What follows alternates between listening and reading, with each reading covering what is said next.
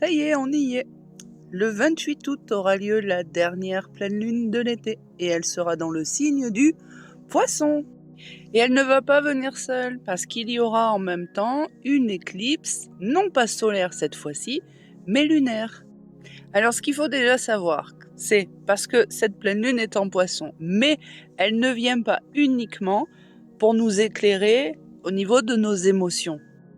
Elle vient surtout mettre en lumière, nous mettre devant les yeux ce qui, ça y est, ne peut plus être ignoré. On ne peut plus faire semblant. Et cette éclipse lunaire, elle agit comme un révélateur. Donc, elle va pouvoir faire remonter à la surface tout ce que nous avions enfoui, tout ce que nous avons retenu, tout ce que nous avions minimisé, mais aussi et surtout tout ce que nous avons tenté de comprendre, mais uniquement par notre mental.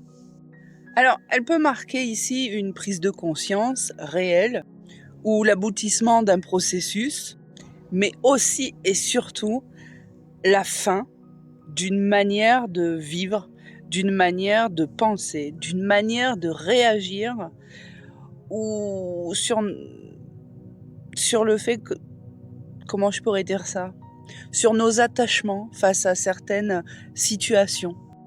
Et c'est pour ces raisons-là que je viens de vous citer que quelques jours avant la pleine lune, cette pleine lune plus particulièrement, vous pourrez ressentir de la fatigue, une hypersensibilité inhabituelle, le besoin de vous isoler, de vous couper du monde du quotidien, le besoin de dormir davantage, le besoin de ne rien faire, le besoin de pleurer aussi avec cette pleine lune en Poisson, ou tout simplement le besoin et l'envie de vous mettre en retrait.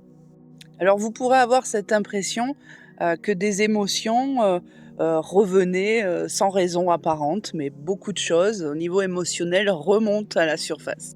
Des souvenirs pourront remonter à la surface, d'anciennes blessures pourront se réveiller, ou encore certaines personnes ou certaines situations, peut-être vont occuper vos pensées, en lien avec votre passé, bien évidemment.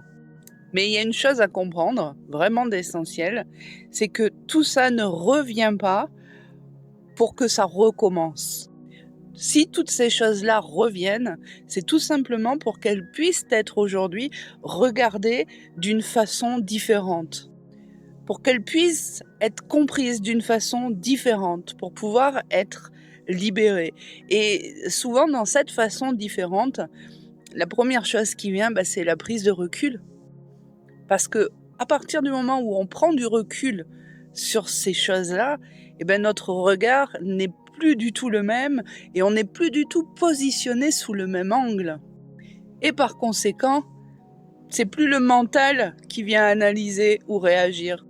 Cette pleine lune en Poisson, forcément, elle vient toucher notre monde émotionnel, mais aussi notre intuition, nos rêves, nos peurs invisibles, mais surtout toutes les fois où vous avez préféré espérer plutôt que de regarder la réalité en face.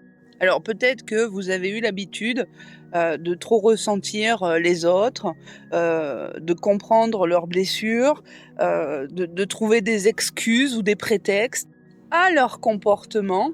Et vous vous êtes dit, finalement, on va espérer. Et donc, qu'est-ce qui se passe ? On va attendre que le temps passe et peut-être que les choses et peut-être que les gens finiront par changer. Mais vous savez aujourd'hui très bien que les gens ne changent pas s'ils ne le désirent pas réellement. Alors peut-être que vous avez eu aussi l'habitude de rester dans une relation par habitude ou dans un projet parce que vous pensiez percevoir le potentiel, même si la réalité ne correspondait plus du tout à ce que vous espériez. Parce que rester dans tout ça, finalement, c'est rester dans votre sécurité. Et cette pleine lune avec cette éclipse-là, elle vient justement vous dire que vous ne pouvez plus continuer à vous attacher à ce que ça pourrait être. Parce que ça vous empêche de regarder réellement ce qu'il en est. Et parce que ça ralentit votre évolution. Alors par contre, non, cette pleine lune ne vous demande pas d'abandonner vos rêves. ni votre sensibilité, ni votre capacité à croire. Elle vous demande uniquement de ne plus utiliser simplement l'espoir pour pouvoir voir véritablement une vérité que vous ressentez déjà. Parce que le but de cette pleine lune, c'est vraiment de vous permettre de voir que ce que vous avez pu vivre dernièrement était finalement vos espoirs. Et là, ce qu'elle veut vous permettre de faire, c'est de faire la différence entre votre intuition et vos projections. Alors, petit truc, petit tips, petit rappel, l'intuition, elle est très simple, elle ne cherche jamais à convaincre parce qu'elle sait. La projection, quant à elle, elle va être constamment à la recherche de signes, de confirmations, de raisons de continuer à croire ou à alimenter quelque chose qui, dans la réalité, ne nous nourrit plus et n'est plus juste.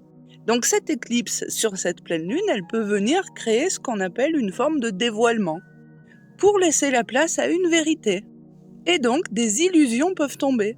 Alors attention, parce que cela ne veut pas dire que quelque chose d'exceptionnel ou de spectaculaire va se produire.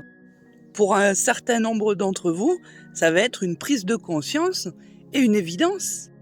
Et vous pourriez tout simplement enfin comprendre pourquoi vous étiez resté attaché à une situation, pourquoi vous avez autant attendu, pourquoi vous avez accepté certaines choses, ou pourquoi vous avez continué à porter une responsabilité qui ne vous appartenait pas. Peut-être par habitude, peut-être pour vous donner un rôle, pour vous donner une place que vous n'avez jamais eue. Cette pleine lune, elle va vous permettre de mettre des limites. Des limites qui sont pas là pour fermer ni les yeux ni le cœur. Des limites pour protéger votre énergie. Et ces limites ne peuvent pas se mettre tant qu'on est encore noyé dans ce voile et perdu dans ces situations dont on refuse de voir la vérité en face. Cette pleine lune, très clairement, elle vient créer une confrontation. Oui, oui, une confrontation entre ce que vous ressentez intérieurement et ce que votre quotidien vous montre. Et cette éclipse lunaire sur cette pleine lune, elle vient justement permettre de voir derrière qu'est-ce qui se cache véritablement derrière vos émotions. Parce qu'elle va pouvoir mettre en lumière et raviver des blessures, notamment d'abandon, de solitude, de culpabilité ou ce fameux sentiment de ne jamais en faire assez. Cette pleine lune, elle vient vous dire qu'est-ce que vous refusez encore de voir. Alors observez ce qui remonte, écoutez ce que votre corps a à vous dire et regardez. Et alors pour la fatigue, le besoin de repos, le sommeil agité, le sommeil perturbé, les rêves beaucoup plus nombreux et les symboliques par les synchronicités qui vont être amplifiés, c'est normal. La pleine lune et l'éclipse font leur boulot. Cette pleine lune, elle vient avant tout vous apprendre à lâcher prise et vous dire de lâcher prise et d'arrêter de vouloir tout contrôler. Notamment parce que la vérité que vous avez aujourd'hui n'est pas la vérité vraie, parce qu'elle cache des choses qui ont été beaucoup manipulées par le mental et par l'ego.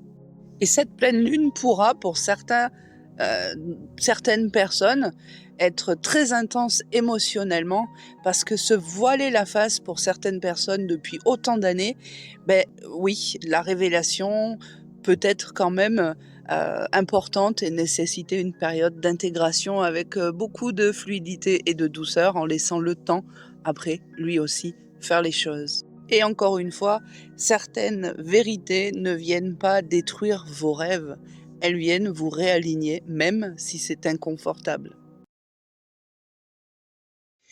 Et voilà, je vous avais dit que nous allions reprendre les formats classiques et c'est chose faite.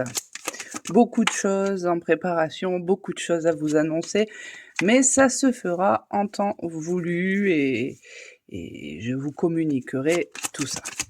Donc on y va pour la guidance de cette pleine lune, la dernière pleine lune de l'été. De l'été. 1, 2, 3, 4 et 5.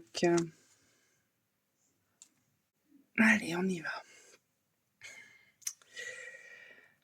Moi, d'abord, ce qui me frappe dans ce tirage, c'est qu'il raconte un vrai passage. Parce que ici, on part du mât, qui est une carte de mouvement, de liberté, mais aussi de l'énergie qui peut plus rester enfermée, en fait, hein. Et ensuite, on a un véritable chemin de libération, de guérison, de révélation, mais aussi de choix importants et profonds à faire. Alors, sur cette première ligne, on a vraiment le mât et l'impératrice. Le mât, c'est une carte très particulière, vous le savez, dans le tarot de Marseille, puisqu'elle ne porte pas de... Elle porte pas de nom, pas de nombre, et elle se trouve en dehors du cadre habituel. Elle n'est pas avec les autres. Alors ici, ça représente tout simplement le commencement, comme l'aboutissement d'un voyage, parce qu'il n'appartient plus à l'ancien cycle, mais il n'est pas encore installé dans le nouveau. Vous voyez ? Le mât, lui, il marche, il avance. Il avance sans avoir toutes les réponses, sans avoir encore la vision, sans même savoir exactement euh, où est-ce qu'il va et ce qu'il va pouvoir trouver plus loin sur son chemin. Mais il sait qu'il peut plus rester là où il est. Donc il a ce besoin de se mettre en mouvement. Et sur son épaule, avec le baluchon, c'est ce baluchon, c'est ce sac qui contient symboliquement son histoire, ses expériences, ses blessures, ses connaissances, tout ce qu'il a accumulé au cours de sa vie, mais le passé, lui, reste bien derrière, hein. Il l'emmène pas. Il part pas les mains vides. Il emporte uniquement ce qui lui appartient, mais il construit plus toute son identité autour du passé. Le passé reste derrière lui. Maintenant, le mât, il nous dit aussi que vous avez pu vous aussi ressentir ces derniers temps un besoin de mouvement. Alors, pas forcément un déplacement physique ou un déplacement loin, mais l'impression que quelque chose devait changer. Et ce que vous avez pu ressentir comme étant une agitation, j'ai envie de dire, c'était plutôt un besoin de retrouver sa liberté, comme le mât. Le mât est un être très lié à la liberté et à sortir des conditionnements, à sortir des rôles, des attentes ou des situations qui étaient devenues beaucoup trop étroites et inconfortables. Qu'est-ce que je pourrais vous dire par rapport à ça? Parce qu'il y aurait tellement de choses à dire par rapport à ce mât, hein, parce qu'il peut représenter aussi les habitudes que vous pouvez avoir, c'est-à-dire à ne pas savoir exactement où vous allez. Et maintenant, on vous dit que vous pouvez plus attendre d'avoir toutes les garanties, toutes les réponses, toutes les confirmations pour commencer à avancer. Et l'impératrice, elle représente l'intelligence, la pensée qui prend forme, la parole, l'expression, la capacité à donner naissance à quelque chose de nouveau. Donc elle ne parle pas uniquement de maternité, de féminité, ça c'est une bêtise que beaucoup enseignent. Elle représente aussi ce moment où il y a une idée qui cesse d'être uniquement une pensée ou une simple intuition pour devenir vraiment une vision, vraiment consciente. Ici, avec son spectre, on sait qu'elle a déjà une posture dans sa vie, hein, une autorité sur sa propre vie. C'est après avoir longtemps vécu une situation depuis ses émotions, peut-être qu'il est temps pour vous aujourd'hui d'aller de l'avant, parce que vous êtes capable de prendre de la hauteur, vous êtes capable de comprendre ce que vous cherchez réellement à apprendre, même si encore une fois, tout ne vient pas. Et le mât et l'impératrice, ici, c'est exactement ce qu'ils nous disent. Ils nous disent que ce départ, ce changement ou ce détachement, doit maintenant trouver une direction. Il faut en faire quelque chose. Il ne faut plus que ça reste uniquement dans la pensée. Et il ne s'agit pas de fuir. Il s'agit de transformer une énergie pour pouvoir la libérer, que ce soit en parole, en décision, en projet, en création, hein. Alors ici, c'est encore une fois ce rappel quand même qu'il y a certainement des choses que vous avez gardées pour vous, que vous avez gardées en vous. Il y a des mots, des discussions que vous n'avez certainement jamais osé avoir, des idées que vous avez jamais mises en œuvre. Il y a des choses que vous avez retenues, alors par peur de déranger, par peur du regard des autres, en tout cas ça n'est pas fait et l'impératrice ici, en tout cas, elle vous demande, de reprendre votre voie, de reprendre ce chemin. Elle vous demande de ne plus minimiser ce que vous savez, ce que vous ressentez et ce que vous êtes capable de créer. Mmh? Sur la deuxième ligne, on retrouve ici, la tempérance, le soleil et la maison Dieu. Et voilà. Alors, cette ligne, c'est véritablement le cœur énergétique du tirage. Non, il y a pas d'autres mots.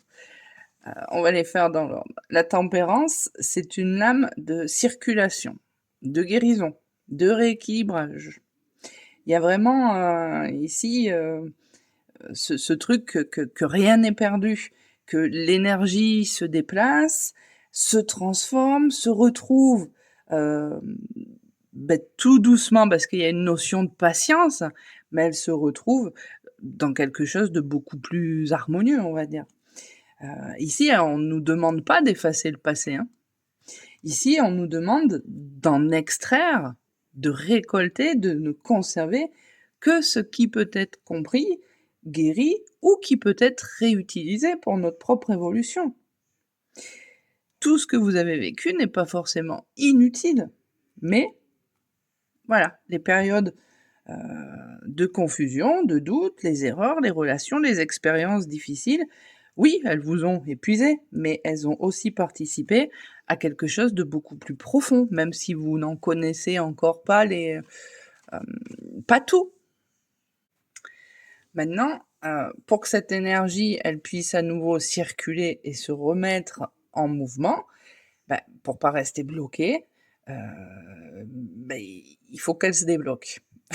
Alors ici, de quoi on parle très concrètement? On va parler de colère, on va parler de regret, on va avoir de la culpabilité, on peut retrouver le besoin de comprendre indéfiniment pourquoi certaines choses se sont produites.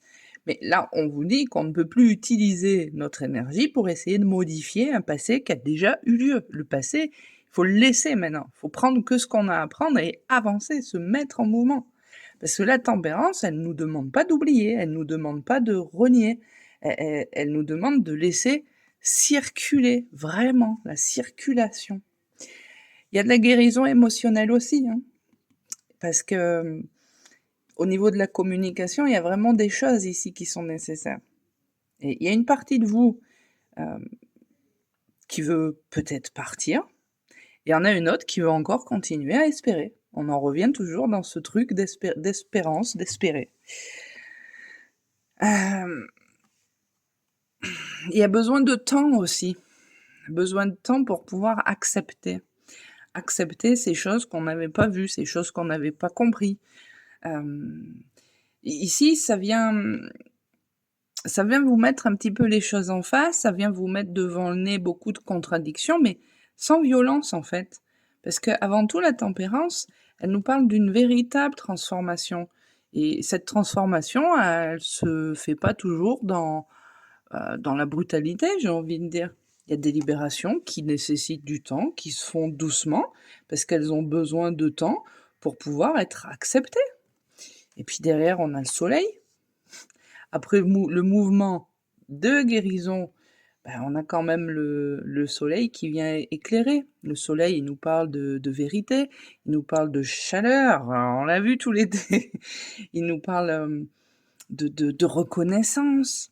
Et avec la lumière ici du soleil, et ça devient beaucoup même plus difficile de continuer à se raconter une histoire, quoi. Hein.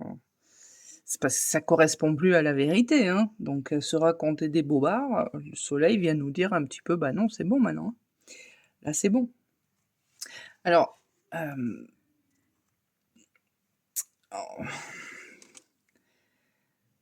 si on regarde sous le soleil, parce que c'est intéressant de pratiquer aussi des tirages conscients. Si on regarde sous le soleil, qu'est-ce qu'il y a sous le soleil? On a ici la carte quand même de l'amoureux qui peut évoquer une rencontre, une réconciliation. Il nous parle d'un lien, il nous parle des différentes aussi, ça peut être aussi les différentes parts de nous. Il y a une révélation qui permet vraiment enfin de sortir d'une confusion. C'est voilà. Maintenant, si on revient vraiment purement au soleil, le mur derrière ici, placé juste derrière, il peut symboliser une base, il peut symboliser une fondation, il peut, il peut nous permettre de sortir de la confusion, heu, mais il peut représenter une limite saine pour nous protéger, mais sans nous enfermer, parce qu'on voit qu'il est très bas ce mur, donc on peut voir de l'autre côté, hein? Le soleil ici, il nous apprend que les relations les plus lumineuses, c'est pas forcément celles, dans lesquelles il existe aucune limite et que tout est open, hein, non, c'est celles où chacun peut exister, mais en mettant en place des limites, hein. Et ici, en plus, les 2 personnages sous le soleil nous ramènent bien à, voilà, ce qu'on est venu un petit peu me pousser à mettre les yeux dessus. Il y a vraiment quelque chose ici. Ici, il y a aussi autre chose qui vient, si je reprends encore, ce truc que dessous, sous le soleil, se trouve la carte de l'amoureux. C'est peut-être que vous avez l'habitude de confondre l'amour avec une adaptation permanente, avec, l'acceptation de tout ou la patience, d'attendre, infiniment, indéfiniment. Maintenant, vous pouvez plus appeler l'amour ce qui vous oblige à vous trahir et je crois qu'il y a une grosse question ici au niveau de l'amour justement et du relationnel. Parce qu'après là, on a quand même la maison Dieu. La maison Dieu, c'est une carte qui est souvent considérée comme, difficile ou annonciatrice de choses, pas forcément agréables et pourtant sa symbolique à la maison Dieu, elle est beaucoup plus profonde que ça. Parce que dans le tarot, la tour, elle ne s'effondre pas entièrement, on n'a qu'une partie. La partie du dessus et éventuellement la partie qu'elle contient. Et oui, son sommet il s'ouvre. La couronne, elle est déplacée. La maison de Dieu, elle vient pas nécessairement détruire quelque chose ou prendre quelque chose, elle vient surtout ouvrir une structure qui était devenue trop enfermée. Alors elle peut représenter, une croyance, une relation, une situation professionnelle, une organisation familiale, une manière de vous définir, de vous présenter, heu et ça correspond plus du tout à qui vous êtes. Voilà. Alors les personnages ici, on voit qu'ils semblent tomber. Ils semblent tomber de la tour. Mais ils peuvent aussi être, des êtres qui se retrouvent, qui retrouvent la terre, qui retrouvent le corps, qui retrouvent la réalité, peut-être. En tout cas, ils quittent une construction mentale, ça c'est certain. Parce que, voilà, il y a quelque chose qui quitte. Alors cette carte, elle nous dit, qu'il y a une vérité qui va être, oui, révélée par le soleil. Le soleil peut provoquer une prise de conscience, dévoiler une vérité, dévoiler une partie, provoquer un changement, oui, ça c'est clair. Heu, mais c'est au-delà de la prise de conscience. Très honnêtement, c'est au-delà de la prise de conscience. Ça pourrait modifier vraiment votre façon de vivre, votre façon d'être, votre façon de choisir, votre façon de communiquer ou de poser vos limites. Vous pouvez plus reconstruire, hein, c'est important, vous pouvez plus reconstruire, votre futur, votre avenir avec une structure qui appartient au passé. La maison de Dieu, elle est là pour libérer ce qui a été retenu, que ce soit une émotion, une parole, heu, une décision, c'est une façade qui peut tomber là, mais elle vient pas punir. Cette carte-là ne punit pas. Elle vient rendre de la place à ceux qui étaient prisonniers. Vous voyez, elle ouvre le couvercle. Alors très clairement, la tempérance, le soleil, la maison Dieu, on a un processus ici qui est très, très clair. C'est que l'énergie recommence à circuler, la vérité apparaît et l'ancienne construction, s'ouvre. Alors avec l'éclipse lunaire, elle peut justement, venir accélérer ce processus, hein. Elle peut venir mettre en lumière, ce que vous aviez déjà ressenti au fond de vous ou que vous aviez peut-être pas encore forcément accepté. Parce qu'il y a quand même une forme de déni aussi, hein. Donc, voilà. Maintenant, on en revient vraiment là à l'amoureux, à la papesse. Bon, l'amoureux, on le sait, c'est une carte liée, au sentimental, hein, mais il représente aussi le choix, l'engagement, mais surtout l'alignement et l'alignement avec nos valeurs profondes, hein. Heu, Ici, on a un personnage qui se tient entre les 2 autres. Il peut être partagé entre différentes, possibilités, différentes influences, différentes, loyautés. Il peut y avoir aussi ce que nous désirons, ce que l'on attend de nous, des autres. Au-dessus de la scène, cet ange ici, ou Cupidon, appelez-le comme vous voulez, il nous rappelle que certains choix ne peuvent pas être effectués par le mental, parce que là, c'est bien un choix du cœur. C'est un choix conscient, c'est un choix vivant. Donc ici, ça pourrait représenter une hésitation. Peut-être que vous ne savez plus, peut-être que euh, vous ne voulez plus, mais vous ne savez pas encore ce que vous souhaitez construire à la place, ou pas encore ce que vous ne souhaitez plus, tout simplement. Peut-être qu'il y a du flou, de la confusion ici. Euh, alors ici, est-ce qu'on vous demande pas finalement si cette décision, si ce choix, si ce détachement repose sur de l'amour ou sur de la peur? C'est peut-être une question intéressante ici à vous poser. Est-ce que vous restez par amour ou parce que vous avez peur d'être seul?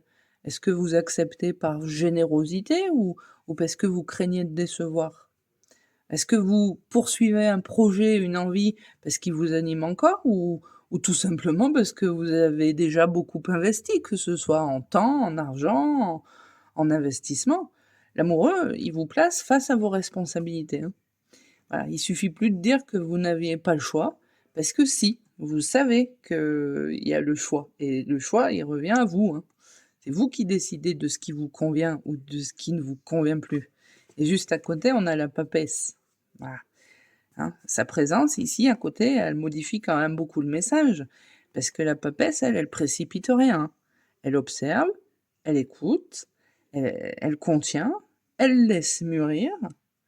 Et avec le livre qu'elle tient, ici, c'est symbole de mémoire, de connaissance. Donc, ce livre, il pourrait très bien représenter tout ce que vous savez déjà, même si vous n'avez pas encore réussi à le formuler.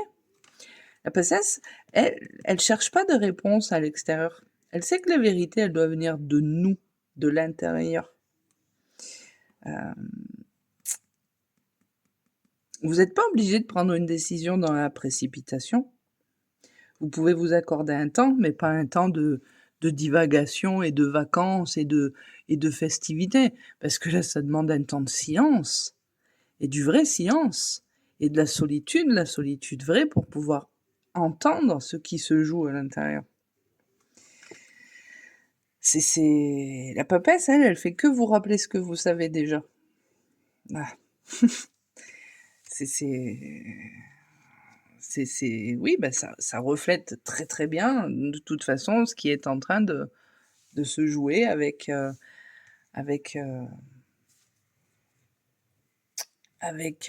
tout ce qu'on a déjà vu concernant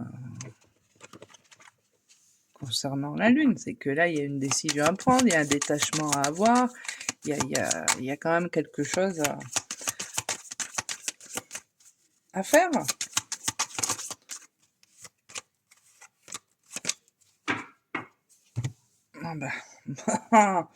Regardez, sans attendre, allez. 3 cartes des mineurs. Reine de denier, As de coupe, 9 de denier. Alors, ces 3 cartes, elles sont quand même très intéressantes parce que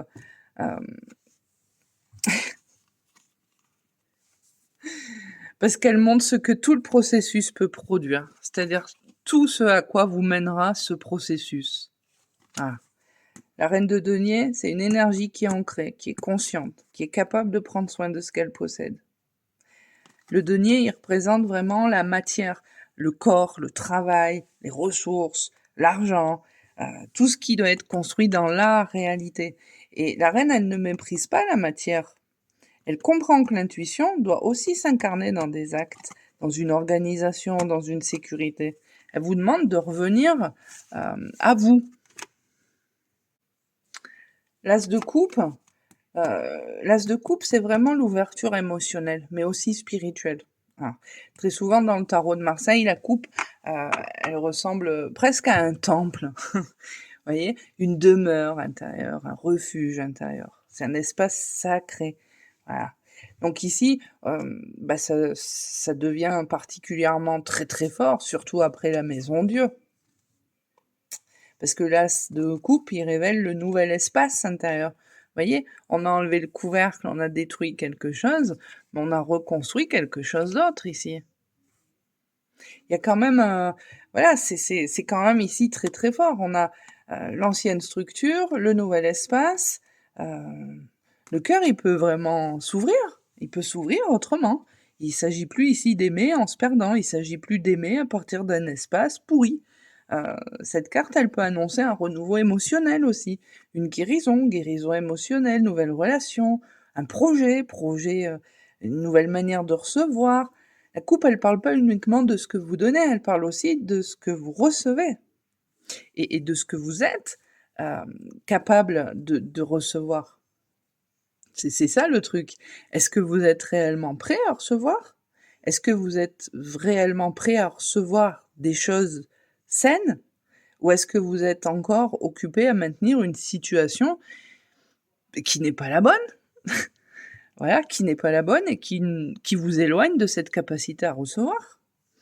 Alors, cette pleine lune et cette éclipse, elles viennent justement créer cet espace-là, dont on voit là, la cohésion là.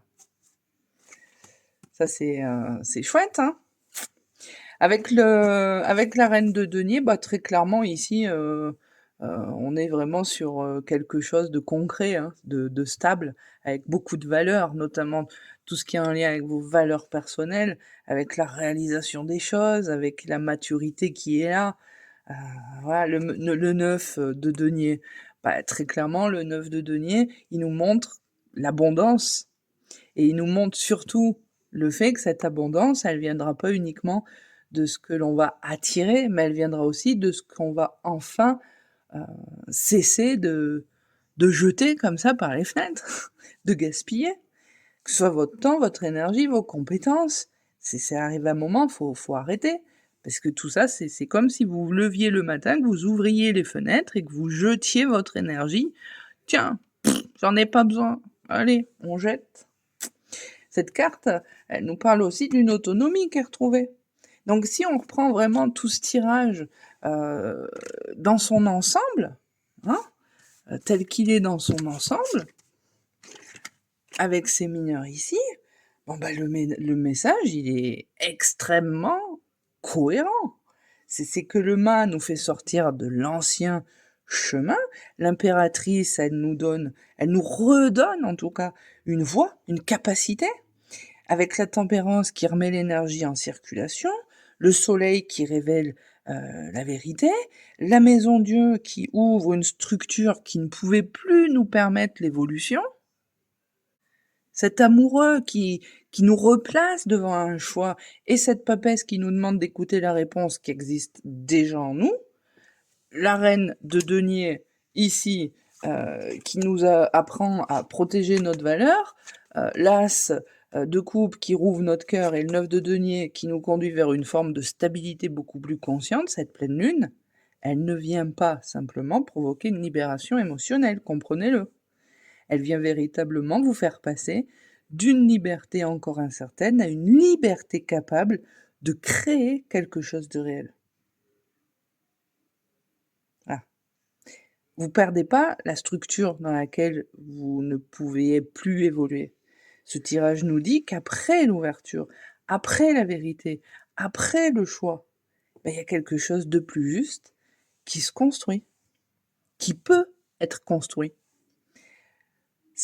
Faut pas avoir peur de la vérité. Ici, c'est vraiment, n'ayez pas peur de la vérité, parce qu'elle vient ouvrir ce que vous tentiez encore de maintenir fermé. Et pourquoi on le maintient fermé? Parce que principalement, c'est la peur. Peur de l'inconnu, peur de perdre ses repères, peur de sortir de sa zone de confort. C'est le déni de voir la vérité en face, le déni de devoir faire des efforts, le déni de devoir constater qu'on a fonctionné pendant des années sur un ego. Et tout ce qu'on a porté qui n'était pas à nous. Là, tout ce qui se libère, comprenez bien que ça vient pas créer un vide. Au contraire, ça vient créer de la place. On l'a vu, cette magnifique image du premier temple qui s'ouvre parce qu'il peut plus continuer comme ça pour aller vers un nouveau lieu. C'est... Voilà. Bon cycle lunaire à tous. J'étais ravie de vous retrouver avec le format habituel. Et pourquoi on se ferait pas le chemin de la sagesse? Allez. Un seul principe peut vous redonner courage, aucun mal n'est fait pour durer très longtemps, et à plus forte raison, éternellement. Et c'est Épicure. Je sais pas si vous voyez bien.